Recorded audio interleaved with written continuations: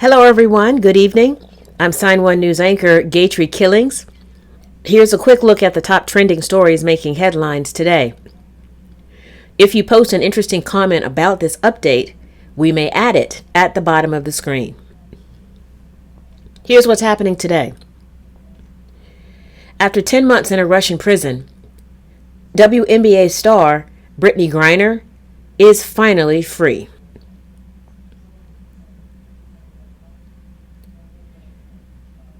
President Joe Biden made the announcement after the U.S. secured her release in a prisoner swap.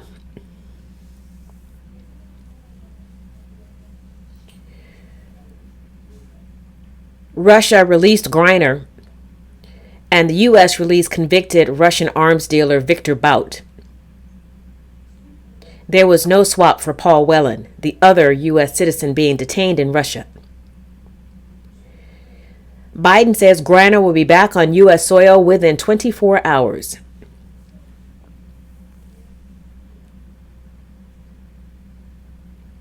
Here is a clip from today's announcement, courtesy of the White House YouTube channel.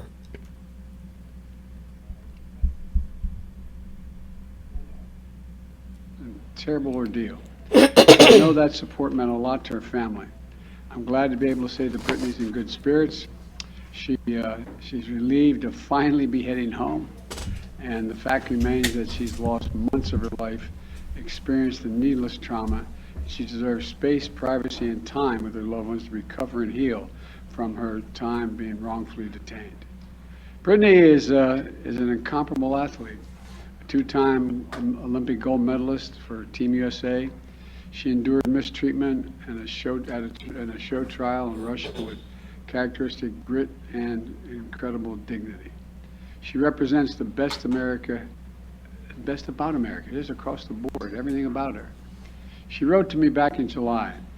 She didn't ask for special treatment, even though we've been working on a release from the day one.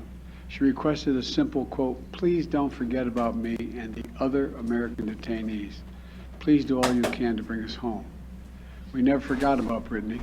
We've not forgotten about Paul Whelan, who's been unjustly detained in Russia for years. This was not a choice of which American to bring home.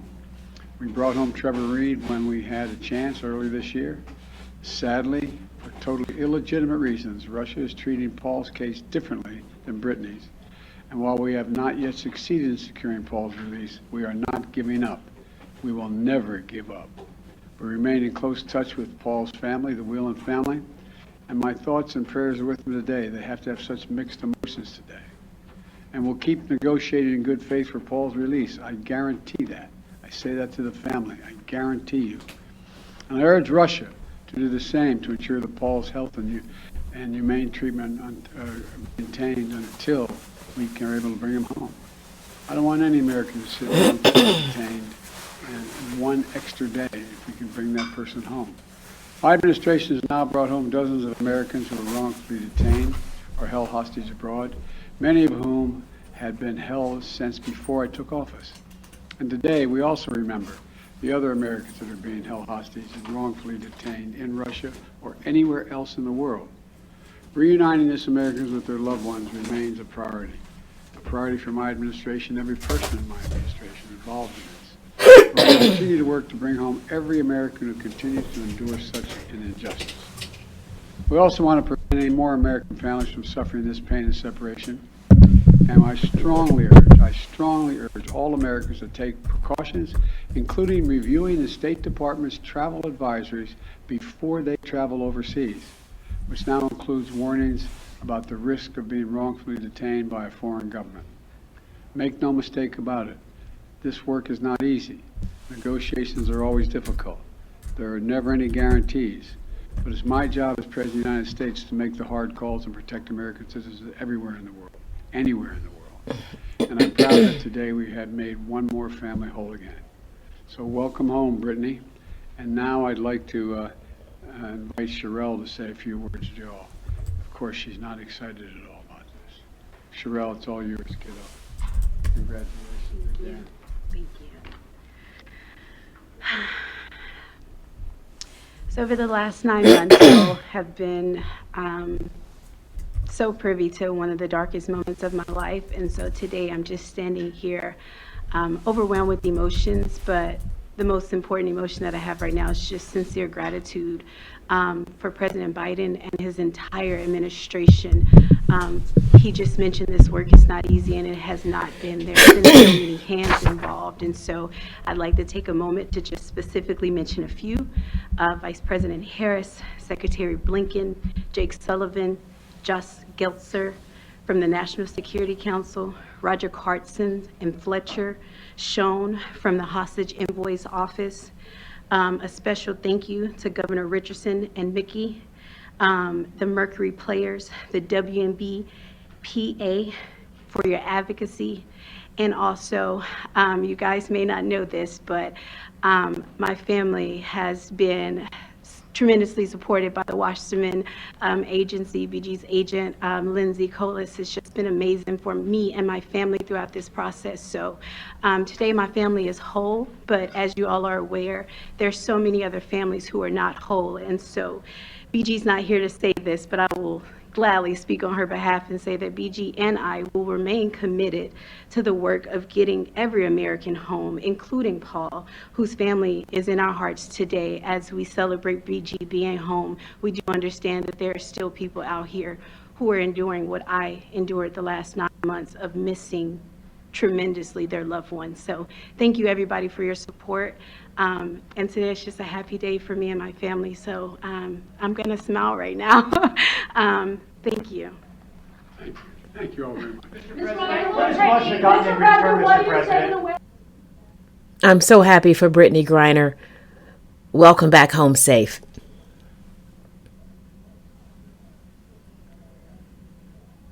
According to a Forbes magazine report, Twitter employees might be sleeping at the company headquarters.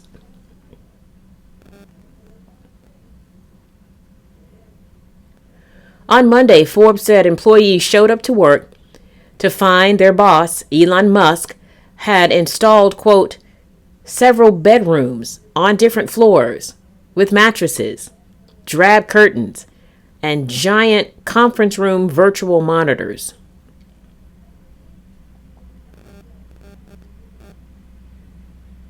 San Francisco city officials say they'll be looking into whether the bedrooms are actually there. And if they are, Musk could be in trouble. An official from the city's Department of Buildings Inspection said there are different building code requirements for residential buildings, adding that if the Twitter building does not meet code, they will issue a notice of violation. So far, no word yet from Musk on the bed installations.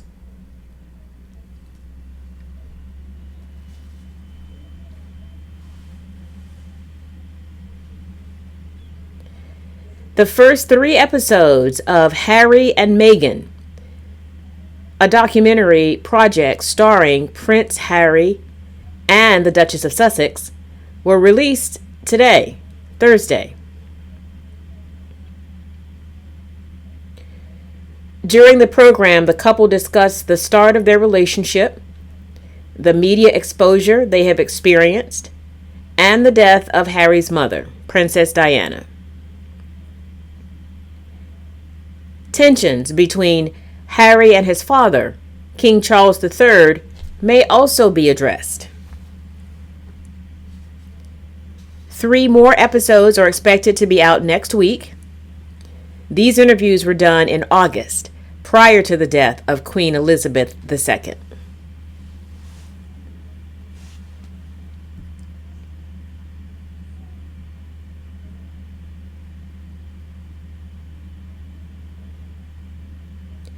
Police in Idaho have removed the personal belongings from the Moscow house where 4 University of Idaho students were killed in November. The items in the house are no longer needed for the investigation and are being returned to the families. 3 weeks ago, 4 students, 3 women and 1 man, were found stabbed to death in an off-campus house. Police have not identified a suspect or found the murder weapon. However, police say they are now looking into the possibility that one of the victims, Kaylee Goncalves, had a stalker.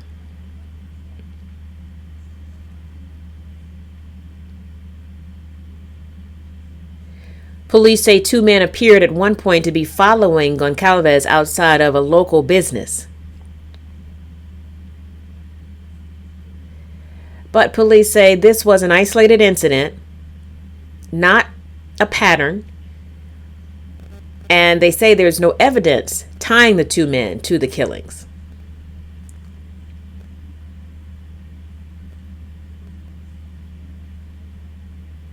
Health officials are now warning people to mask up again. The CDC is sounding the alarm that another COVID surge, combined with a rise in respiratory illnesses like flu and RSV, may soon stretch healthcare workers thin and push hospitals to the breaking point. As a result, the White House is launching a 6-week campaign to encourage people to get their COVID-19 booster shots. The campaign will target seniors and communities that were hardest hit by the disease.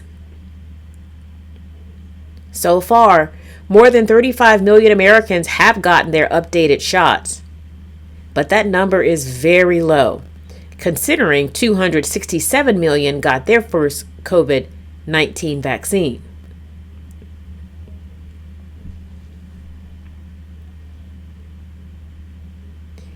When firefighters responded to a fire alarm at a doggy daycare in Iowa, no one knew who set it off. Until they looked at video and discovered a frisky golden retriever named Birdie had pulled the alarm on the wall by mistake by jumping up and down. So, Birdie had to wear a sign saying, "I'm sorry, I pulled the fire alarm today." But this wasn't the first time. A few years back, a husky named Stella pulled the very same alarm. Stella also got a naughty dog sign that said, "I got to meet a bunch of firefighters. I'm not sure if they were as amused as I was." So cute.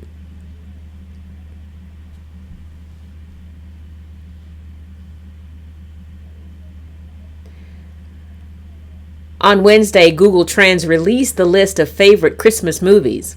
One film is a favorite for nearly 80% of the country, and that's National Lampoon's Christmas Vacation.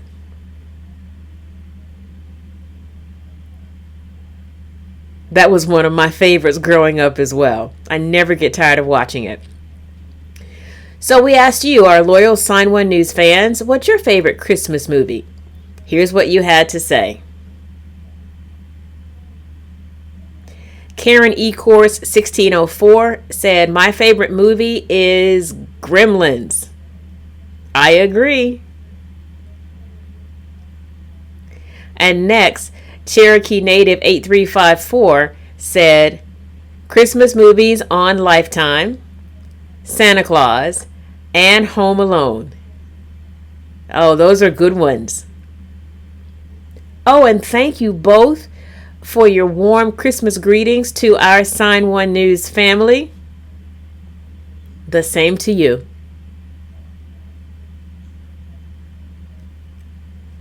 Sign1 News will be broadcasting updates Monday through Friday. A big thank you to our Sign1 News app supporters. You help make this broadcast happen. You can download the Sign1 News app by heading to the App Store or Google Play Store on your smartphone. And you can also watch on the big screen on Roku, Apple TV, or Amazon. Have a great day. Take care of yourself and drink some more water. Happy holidays.